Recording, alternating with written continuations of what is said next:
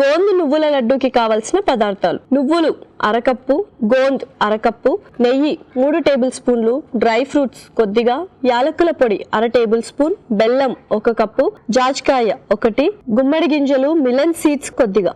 గోంద్ నువ్వుల లడ్డు తయారు చేసుకునే విధానం: ఒక పాన్ లో నువ్వులు వేసి వేయించి పక్కన ఉంచాలి. అదే పాన్ లో నెయ్యి వేసి గుమ్మడి గింజలు మిలన్ సీడ్స్ కు డ్రై ఫ్రూట్స్ వేసి వేయించాలి.